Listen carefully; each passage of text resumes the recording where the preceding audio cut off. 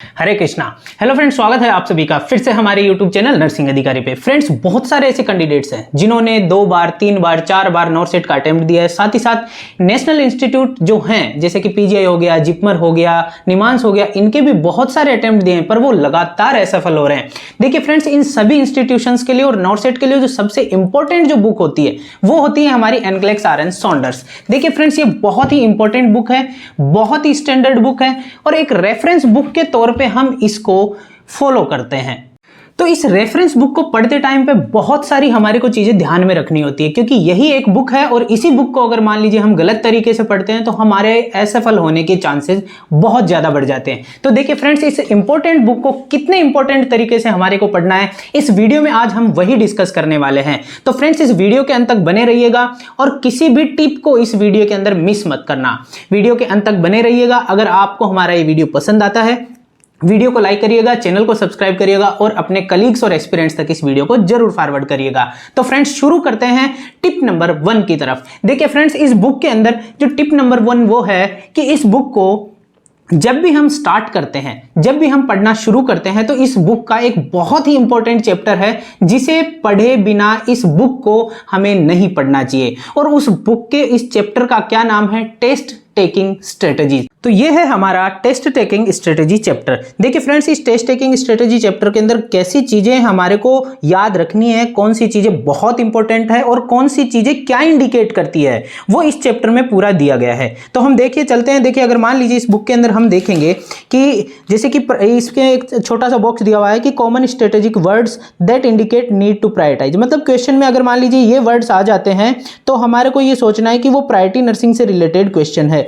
मान लीजिए वो बेस्ट आ जाता है, एसेंशियल आ जाता है या फर्स्ट आ जाता है, हाईएस्ट प्रायोरिटी आ जाता है, इमीडिएट आ जाता है, इनिशियल आ जाता है, नेक्स्ट आ जाता है, वाइटल आ जाता है, प्राइमरी आ जाता है, मोस्ट लाइकली आ जाता है और लीस्ट लाइकली आ जाता है, मोस्ट इंपॉर्टेंट आ जाता है, मोस्ट अप्रोप्रिएट आ जाता है, लीस्ट अप्रोप्रिएट आ जाता है। ये वर्ड्स क्या करते हैं? ये स्ट्रेटेजिक वर्ड हैं जो कि प्रायोरिटी को बताते हैं। और इस बुक को पढ़ते हुए अगर मान लीजिए ये वर्ड्स आते हैं तो मतलब वो एक प्रायोरिटी वाली लाइन है, उसको हमारे को ज्यादा माइंड करना है। तो इसमें देखिए बहुत सारे ऐसी चीजें, देखिए यहाँ पे कॉमन स्ट्रेटेजिक वर्ड्स बहुत सारे दे रखे हैं। इसके अलावा इस बुक के अंदर बहुत सारी चीजें, इस चैप्टर के अंदर बहुत सारी ऐसी चीजें दी गई है जिनसे कि आपको बहुत बार क्वेश्चन की बैकग्राउंड इंफॉर्मेशन ना भी पता हो तो आप मॉस्लो हायरार्की से जाके भी उसकी क्या कर सकते हो, क्वेश्चन को सोल्व कर सकते हो। तो यहाँ पे देखिए मॉस्लो हायरार्की भी दे रखा है। यहाँ पे असेसमेंट से रिलेटेड स्ट्रेटेजिक वर्ड्स दे रखे हैं कि जैसे कि अगर मान लीजिए आधा था क्वेश्चन के अंदर कि व्हाट टू एसेस फर्स्ट, तो यहाँ पे व्हाट टू एसेस के अंदर देखिए what to check first, what informations we should collect. तो यहाँ पे ये असेसमेंट से रिलेटेड यहाँ पे क्या है, यहाँ स्ट्रेटेजिक वर्ड्स दे रखे हैं जिनको हमें माइंड करना होता है। तो इस बुक को हम जब भी शुरू करते हैं तो सबसे पहले हमारे को जो चैप्टर पढ़ना होता है वो होता है टेस्ट टेकिंग स्ट्रेटजी। अब चलते हैं फ्रेंड्स टिप नंबर 2 की तरफ। देखिए फ्रेंड्स, इस बुक के अंदर बहुत सारे बॉक्सेस बने हुए हैं। बॉक्सेस के अंदर ये जो बॉक्सेस हैं कुछ कॉम्प्लिकेशन से रिलेटेड होते हैं, कुछ असेसमेंट से रिलेटेड होते हैं, कुछ रिस्क फैक्टर से रिलेटेड होते हैं। तो ऐसे बहुत सारे बॉक्सेस बने हैं, कुछ प्रायोरिटी नर्सिंग एक्शन से रिलेटेड होते हैं। यहाँ पे अगर हम बात करते हैं प्रायोरिटी नर्सिंग एक्शन के बॉक्सेस की, तो यहाँ पे देखिए एक प्रायोरिटी नर्सिंग एक्शन का एक बॉक्स बना हुआ है जो कि फेट एम्बोलिज्म होने के कारण यहाँ पे दे रखा है कि फेट एम्बोलिज्म होने की स्थिति में हमारे को क्या प्रायोरिटी नर्सिंग एक्शन यहाँ पे करने चाहिए। तो एक्शंस लिखे हुए हैं यहाँ पे 6 पॉइंट्स बनाए हुए हैं कि नोटिफाई द फिजिशियन, सेकंड होएगा एडमिनिस्टर द ऑक्सीजन, थर्ड उसको फिर करेंगे आईवी फ्लूइड एडमिनिस्टर। तो इस तरह से ये हम 6 पॉइंट्स पढ़ लेते हैं। 6 पॉइंट पढ़ने के बाद हम क्या करते हैं, जो नीचे वाली ब्रीफ समरी है इसको हम क्या कर देते हैं, छोड़ देते हैं। तो यहाँ हमारे को ये जो ब्रीफ समरी है इसको हमारे को यहाँ छोड़ना नहीं होता है, क्योंकि इस ब्रीफ समरी में ऐसी बहुत सारी इंफॉर्मेशन है जो कि हम यहाँ पे मिस कर देते हैं। जैसे कि मैं आपको बताता हूँ कि fat embolism originates in the bone marrow and occur after a fracture when a fat globule is release into the blood stream. Blood stream के अंदर जो फेट ग्लोब्यूल है वो रिलीज होने के बाद क्या होता है, फेट एम्बोलिज्म ओरिजिनेट होता है। और fat embolism can occur within the first 48 to 72 hours after following the injury. ठीक है, इंजरी के 48 to 72 आवर्स के बाद ये क्या होता है, फेट एम्बोलिज्म हो सकता है। तो आंसर यही आता है, एकदम एग्जाम में जो क्वेश्चन आता है वो इसी तरह से आता है कि जो बोन का फ्रैक्चर होने के बाद हम कब देखते हैं कि उसको फेट एम्बोलिज्म हो गया है। तो सब एक नर्सिंग ऑफिसर उसको एसेस करेगा 48 to 72 आवर्स के बाद। ठीक है, तो यहाँ पे यही चीज है। देखिए फिर आगे बढ़ते हैं। कि clients with the long bone fractures are at the greatest risk. तो यहाँ पे लॉन्ग बोन फ्रैक्चर वाले जो क्लाइंट होते हैं उनके अंदर ये बहुत ही ज़्यादा होने की संभावना होती है। तीसरा देखिए फाइंडिंग्स क्या क्या देखने को मिलेगी। इन क्लाइंट्स के अंदर फाइंडिंग्स देखने को मिलती है, रेस्टलेसनेस हो गया, हाइपोक्सीमिया हो गया, मेंटल स्टेटस चेंजेस हो गया, डिस्निया हो गया, टेकिपनिया हो गया, टेकिकार्डिया हो गया, हाइपोटेंशन हो गया। एडिशनली ए पेटिकियल रैश में present over the upper chest and neck. ये बहुत बार एग्जाम में आया हुआ क्वेश्चन कि पेटिकियल रैशेज क्या कब देखने को मिलता है क्लाइंट को फ्रैक्चर के बाद। तो साहब जब उसको फेट एम्बोलिज्म हो जाता है तो ऐसी स्थिति में। तो देखिए फ्रेंड्स यहाँ पे हम देखते हैं कि ये कब होता है, ये भी चीज़ देखो बहुत इंपॉर्टेंट है। और कौन सी बोन्स के अंदर होता है साहब, लॉन्ग बोन्स में होता है। इसके अलावा ये जो स्पेशल जो यहाँ पे साइन एंड सिम्टम्स जो है फाइंडिंग से रिलेटेड वो चीज़ें यहाँ पे बहुत इंपॉर्टेंट है। तो यहाँ पे देखिए प्रायोरिटी नर्सिंग एक्शन का जो है बॉक्स उसकी ब्रीफ समरी को हमारे को जरूर पढ़ना है। अब चलते हैं टिप नंबर 3 की तरफ। देखिए फ्रेंड्स इस बुक के अंदर बहुत सारे क्या है ये रिस्क फैक्टर्स दे रखे हैं। और रिस्क फैक्टरों की बात करें चाहे असेसमेंट्स की बात करें, हमारे को इनका रैशनल पता होना बहुत जरूरी होता है। अगर मान लीजिए जैसे कि हम पढ़ रहे हैं माइकार्डियल इन्फ्रैक्शन, माइकार्डियल इन्फ्रैक्शन अगर हम पढ़ रहे हैं और यहाँ पे हम देखते हैं कि रिस्क फैक्टर्स बता रहा है ये कि एथेरोस्क्लेरोसिस के कारण भी क्या हो सकता है, यहाँ पे माइकार्डियल इन्फ्रैक्शन हो सकता है। तो यहाँ पे आपको लिखना पड़ेगा ये सबसे मोस्ट कॉमन कोज है एथेरोस्क्लेरोसिस का। तो यहाँ पे जितने भी ये रिस्क फैक्टर्स दे रखे हैं मैं ये बात करना चाह रहा हूं कि इनके कारण कैसे यहाँ पे माइकार्डियल इन्फ्रैक्शन होता है उसकी पैथोफिजियोलॉजी या रेशनल आपको पता होना चाहिए। जैसे कि इसने कहा कि साहब स्मोकिंग के कारण यहाँ पे क्या हो सकता है माइकार्डियल इन्फ्रैक्शन, तो आपको पता होना चाहिए क्योंकि स्मोकिंग से नैरोइंग ऑफ वेसल्स होता है। नैरोइंग ऑफ वेसल्स क्या करेगी, आपको हाइपरटेंशन कर देगी। हाइपरटेंशन से फिर क्या होगा, क्रोनिक स्ट्राइकिंग ऑन वेसल्स होएगा। क्रोनिक स्ट्राइकिंग ऑन वेसल्स होएगा तो यहाँ पे वीनस कंपिटेंस हो जाएगा। वीनस इनकम्पिटेंस होने के कारण यहाँ पे अल्टीमेटली क्या हो सकता है कि वो जो अपनी ब्लड वेसल्स है वो क्या कर सकती है, यहाँ पे रप्चर हो सकती है, आगे वाले एरिया के अंदर ब्लड सप्लाई बाधित हो सकती है। इस तरह से माइकार्डियल इन्फ्रैक्शन हो सकता है कोरोनरी आर्टरीज में। इसी तरह से यहाँ पे हाइपरटेंशन की बात करें कि हाइपरटेंशन कैसे करेगा, तो साहब हाइपरटेंशन की वही बात कि ये वेसल इनकम्पिटेंस कर देगा। वेसल कंपिटेंस जो होती है उसको ये अल्टर करता है। ओबेसिटी की बात करें साहब, ओबेसिटी से कैसे होएगा साहब, इससे लिपिड बढ़ जाते हैं। ओबेसिटी में एथेरोस्क्लेरोसिस और सीएडी होने की संभावनाएं बढ़ जाती है जो कि अल्टीमेटली माइकार्डियल इन्फ्रैक्शन कर देती है। तो इस तरह से आपको जितने भी रिस्क फैक्टर्स है उनकी यहाँ पे पैथोफिजियोलॉजी कह दो या फिर रेशनल कह दो कि किस तरह से डिजीज यहाँ पे प्रोग्रेस होती है वो आपको पता होना चाहिए। इसी तरह से यहाँ पे इसके जो असेसमेंट फीचर्स होते हैं कि ये किस तरह से आएंगे, तो असेसमेंट फीचर्स का भी आपको पता होना चाहिए कि साहब यहाँ पे ये डिस्निया क्यों हुआ, डायफरोसिस क्यों हुआ, नोजिया वोमिटिंग क्यों हुआ, ठीक है। और स्पेशल जितना भी चीज़ होती है जो कि स्पेशल यहाँ पे असेसमेंट फीचर होता है आपको उसको यहाँ पे अंडरलाइन करके रखना पड़ेगा। आप शुरू में 1 या 2 बार जब इस बुक को पढ़ते हैं तो पूरी की पूरी रंगीन कर देते हैं, पर फ्रेंड्स इस बुक को पढ़ते टाइम पे आपको याद रखना कि बहुत सारी ऐसी इंफॉर्मेशंस हैं जो कि आपको ऐड करनी पड़ती है। आप इधर उधर से जो पढ़ते हो या फिर जितने भी इस बुक के आखिर में जो एमसीक्यूज हैं हर एक चैप्टर के एंड में, उन एमसीक्यूज को अगर आप सॉल्व करते हो तो बहुत सारी इंफॉर्मेशंस आपके सामने निकल के आती है, तो आप उनको ऐड ऑन करते हो।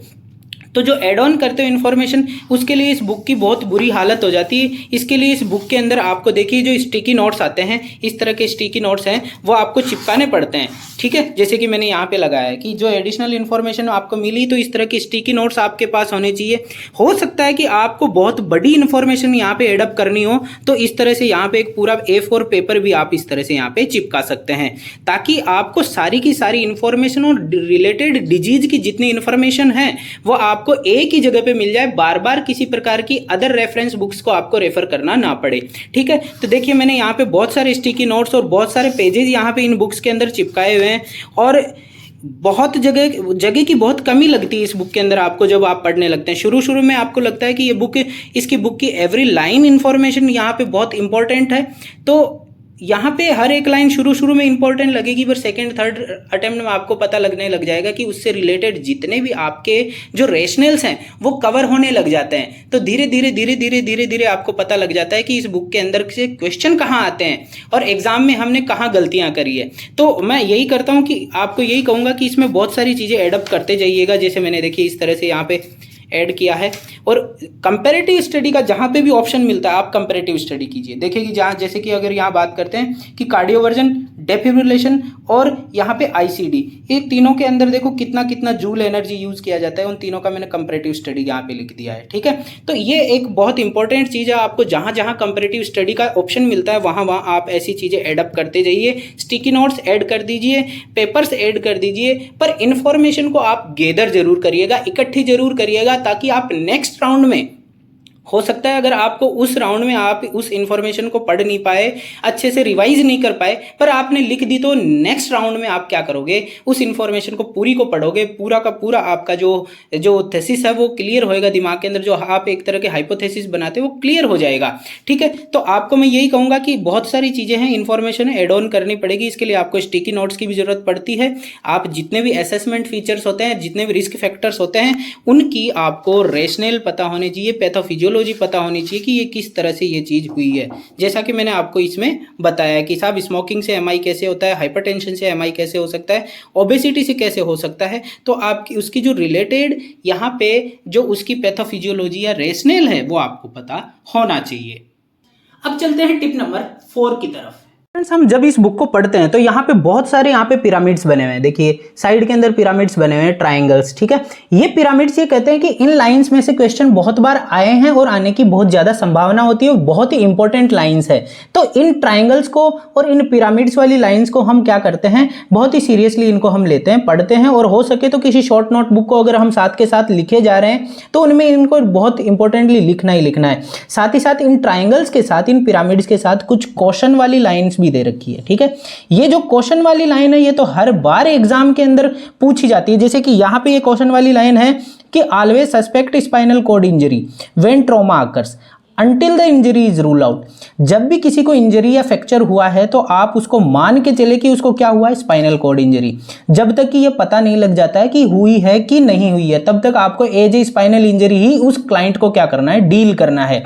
तो यहां पे याद रखिएगा, हर एक क्लाइंट को जिसको इंजरी हुई है, ट्रॉमा हुआ है, उसको स्पाइनल कॉर्ड इंजरी का पेशेंट सस्पेक्ट करके ही रखना है, और उस क्लाइंट को स्पाइनल बैकबोर्ड पे क्या करना है, रखना है, इमोबिलाइज रखना है, और हेड को न्यूट्रल पोजीशन में रखना है, ताकि किसी भी प्रकार की अगर उसको इनकम्प्लीट इंजरी हुई है यहाँ पे स्पाइन के अंदर तो वो कंप्लीट ना होने पाए। ठीक है, तो इस तरह से हमारे को ये जो क्वेश्चन वाले जो बॉक्सेज हैं वो, और जितने भी ये साइड के अंदर पिरामिड्स बने हुए हैं, ये पिरामिड्स सारे के सारे हमारे को पढ़ने हैं। ठीक है, ये बहुत ही इंपॉर्टेंट है।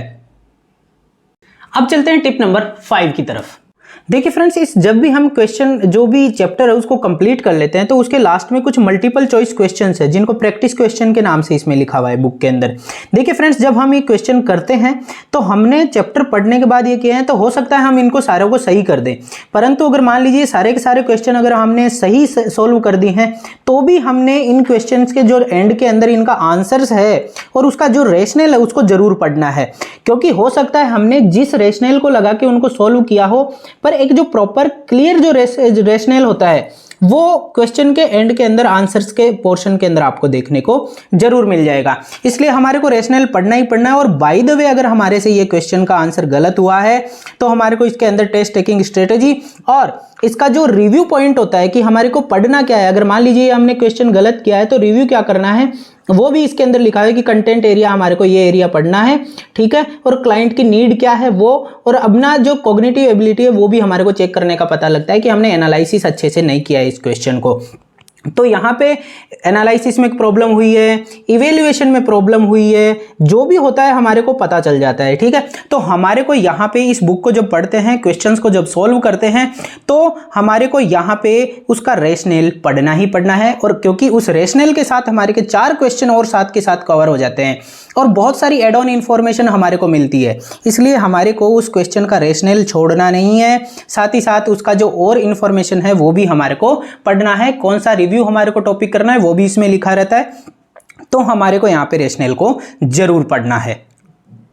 तो ये हो गए हमारे 5 इंपॉर्टेंट टिप्स। इसके साथ मैं आपको एक एडिशनल और एक बोनस टिप और देना चाहूंगा फ्रेंड्स, कि अगर मान लीजिए आपने इस पूरी बुक को पढ़ लिया है तो इसके बाद इसी पैटर्न पे आपको और बहुत सारे क्वेश्चन सोल्व करने हैं, तो इस बुक के एक सेम टू सेम क्या आती है, क्वेश्चन एंड आंसर रिव्यू आती है NCLEX RN सॉन्डर्स की।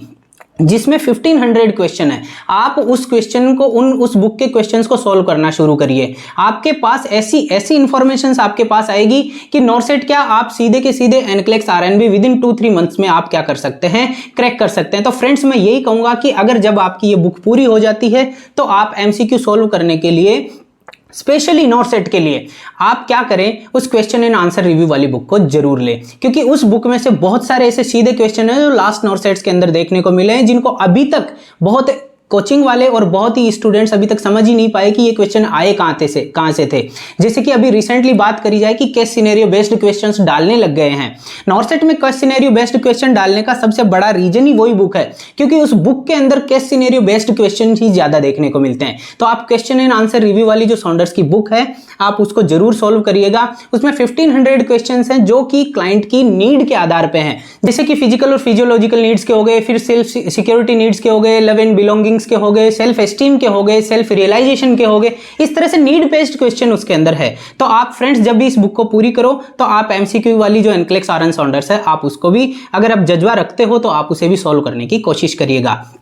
आशा करता हूं फ्रेंड्स इस वीडियो के अंदर दिए हुए टिप आपको जरूर पसंद आए होंगे, और अगर आप नेक्स्ट नॉर्सेट की तैयारी कर रहे हैं तो इन 5 टिप्स को ध्यान रखना बहुत जरूरी है।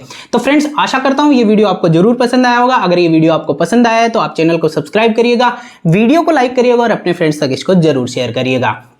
आप हमारे को वेरियस सोशल मीडिया हैंडल्स पे भी फॉलो कर सकते हैं। आप फेसबुक पे जो नर्सिंग अधिकारी पेज है आप उसको फॉलो करिए। इंस्टाग्राम पे भी आप हमारे को फॉलो कर सकते हैं नर्सिंग अधिकारी पेज पे। साथ ही साथ आप टेलीग्राम चैनल को ज्वाइन करना मत भूलिएगा। वहां पे मैं रोज एक क्वेश्चन ऑफ द डे डालता हूं जिसको आप सॉल्व कर सकते हैं विद रैशनल। इसके अलावा बहुत सारी वीडियोज की इन्फॉर्मेशन और नोट्स वहां पे मैं प्रोवाइड करता रहता हूं। तो फ्रेंड्स मिलते हैं अगले वीडियो में, तब तक के लिए धन्यवाद।